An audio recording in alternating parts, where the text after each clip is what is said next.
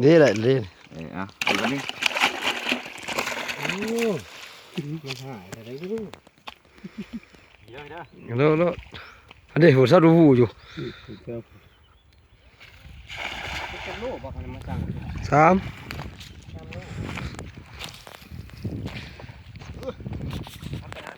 ยังเขาก็บอกสุกเด้อเรื่อง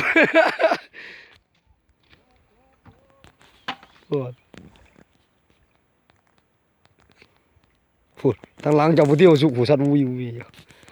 มิดมาตัวดีวะ กระชิวได้เสร็จ พูดนี่ทางหลังนี่ มันก็ชิวกันแล้ว คือมันน้องเขาจะน้องเขาดีกว่า โอ้ยดี ไปจ่อย ถึงเขาน้องสะเขาอยู่อ่ะนะ โอ้กุ้งก็ได้เลย ไรไม่รู้กุ้งมีกุ้งด้วย ได้กุ้งนี่ ได้กุ้ง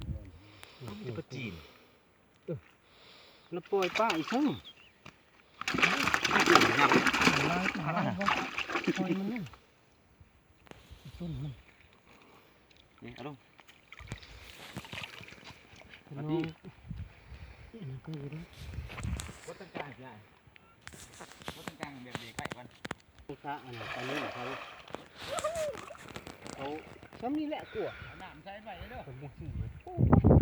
แลนต่อ แต่ยันเขาลง กินปลาซิวเหรอกุ้งหลายกุ้งอะไรกินปลาซิวเหรอ เจ็ดยังไงเอา อันนี้ตาดันโง่อยู่หันเมื่อกี้เอามากันก็หันถ้าน้ำมาดันว่ามันลอยออกหันมันก็เข่าโง่อยู่เทียงพูดอันนี้มีไอ้เอาที่ได้กุ้งหันมาได้โง่อยู่เทียง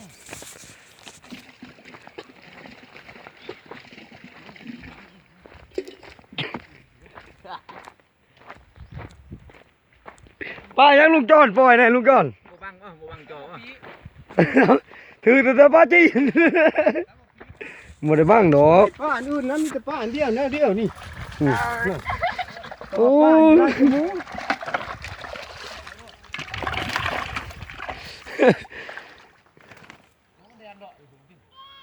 แม่นแล้วลายลีนี่เงี้ยงนั้นเพราะมันคือซื่อๆนะ โอ้ยน้องปลาจีนเนาะ นี่คือปลาจีน สั้นออกขึ้นสั้นออกขึ้น เก็บลง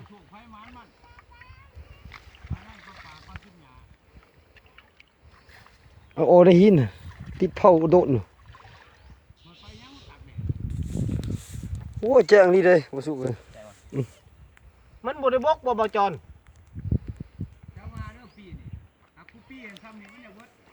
บ่ นำเลยข้างล่าง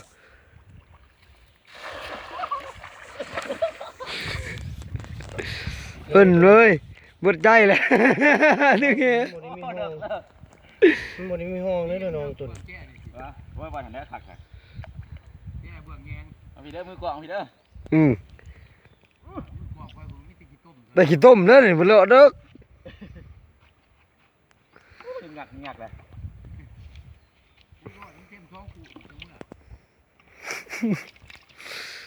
มาตึกเฉพาะมาดิ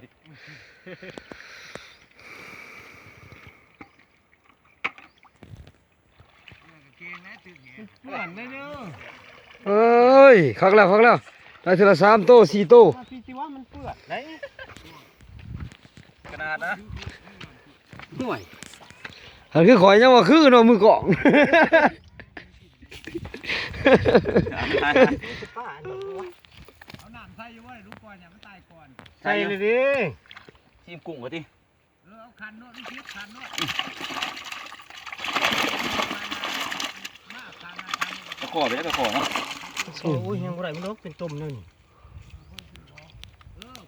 ตะโคไม่ว่าตะโคแล้วโอ้ยพี่ ม้วนคุบไปทำไง ที่มันแดนมากต่าง ตัวละโลนะมีอยู่วะ นี่นี่ไง ไปไหน นี่มันหนักก็ยากถือด้วยห่วงยังไง มันบ่ได้ถือง่ายนี่ โอ้ยมันอยู่น้ำแถวนี้ตัวนั้นมันก็เป็นคุ้มอยู่วางปลาสนุก มัน เนี่ยแหละบุบอยู่ ม มันใหญ่นะบ่น้ำลายปลา 2 โต๊ะ 3 โต๊ะ มัน สามหมู่หั่นแหล้ว มันมีบนหนีนี่ นี่แต่ปลาจีน ผมลงไหนผมลงให้มันลึกๆมันน้ำเขา โอ้ย กุ้งหลายแล้วลูกเนาะไปเลย ไปแล้วบ่ ไปซ้ ขับไปแล้วปล่อยมันนำ ำไปแล้ว ไว้อยู่นี่แหละ ป้าอันนี้มันก็ใหญ่อยู่บ่ โอ้โลป้ายพุ่น ตึกอ้อมไปแล้วตามปานนั้นฟ้าทั้งกลางบ้านตามทั้งกลาง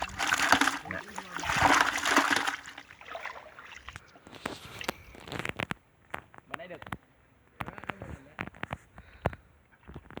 โอ้มันสิเอาเลยมันสิสูงเถอะ เขากุ้งเด้บ่แม่นป้าได้กุ้ง ผ่านเลยเด้อ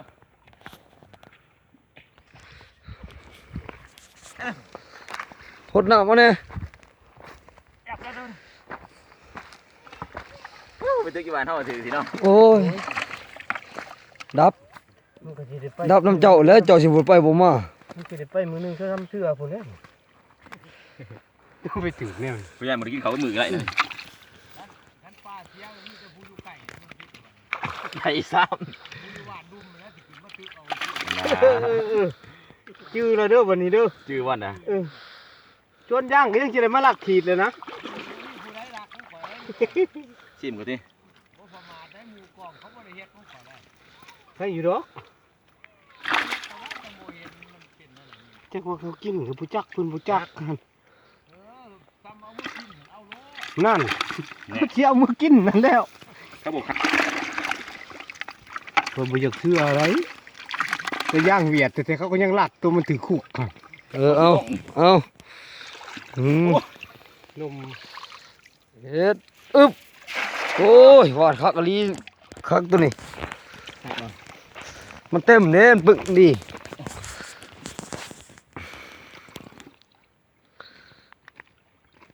ังไงมันเห็นยากคืออะไร มันลบเนาะนักกีฬากัน3 พื้น หมู่หรอนะ แง่3 พื้นผู้ ข่อยเห็นข่อยเฮ็ดผู้เดียวหั่นเพิ่นผู้ใดจังจอบเอาเพิ่นหั่น แง่3 4 พื้นผู้ บ่อนขั้วอะไรทุกมันซ้ำนึงก็คือบ่รัก มีโฟโต้ เดียว ตัวหนึ่ง เอามาดิ เอาเลยวะ คิดเลยคิดอยู่ ถือตัวเดียว นะทุก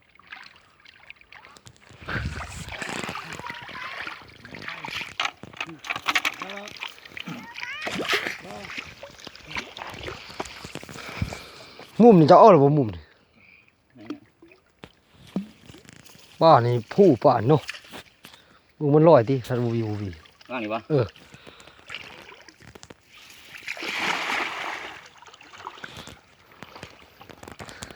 ป่ามันยังหลายป่า ลูกพัน ลูกพันกับพี่ พวกนี้ยากได้ได้พวกนี้ ไงนะอยาก กระ ซ้ำ ดุกนี่ยากได้ แขนซ้ำแขน โอ้ ลูกพันเอาชุดอันนี้เขาเมื่อเขาเห็ดหมอหอนเขามีแข้งอยู่แล้ว โอ้ โอ้กุ้งนี่คักไอ้กุ้งนี่กุ้งเต้นนี่ อันนั้นจังมันอันนั้นดูบ่จังมันต่ำดูบ่บนพื้นใส่ มันปากมันจะเถิงเหมือนนะ อันป่ามันสูงร้ายมันก็เต้นเขาอยู่ว่าจะว่า ปานไหนเอาว่าสั่นหนึ่งไง เอาโลดมันจะจุงมัน กุ้งยังถือนะ โอ้ยครับ ผู้ทองลุ่มก็บ่ใกล้ดอกเนาะตัวนี้ไปเนาะ อยู่ใกล้ดอก ทางผู้ต้นเถิงมา ใกล้ไปช่วงถึงก็จำลักหนึง กุ้งยังถือ